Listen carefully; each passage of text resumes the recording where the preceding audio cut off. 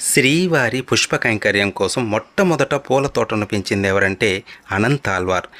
ఈయన ఎంతటి పట్టుదల కలిగిన వాడంటే ఆయన గర్భవతైన భార్య ఇద్దరూ కలిసి ఒక కోనేరునే తవ్వేస్తారు. ఆ నీటితోనే పూల తోటను సాగు చేసేవారు. ఇప్పటికి కూడా తిరుమలలో అనంతాల్వార్ తోట, కోనేరు ఉంది. మీలో ఎంతమంది చూసారో కామెంట్ చేయండి. ఆ కోనేరు తవ్వేటప్పుడు శ్రీవారు చిన్న పిల్లవాడి రూపంలో వచ్చి సాయపడతానంటే ఒప్పుకోడు. కానీ ఆ పిల్లవాడు తన గర్భవతైన భార్యకు సాయపడటం చూచి కోపంతో ఇనుప గుణపాన్ని ఆ పిల్లవాడిపై విసురుతాడు. అది గడ్డానికి తగిలి రక్తం కారుతుంది. ఆ గడ్డాన్ని గట్టిగా పట్టుకుని ఆలయంలోకి వెళ్ళిపోతాడు ఆ పిల్లవాడు. ఆ రోజు సాయంత్రం స్వామివారికి పుష్పాలను సమర్పించడానికి వచ్చిన అనంతాల్వార్కి అక్కడ దృశ్యం చూసి భయభ్రాంతుడవుతాడు.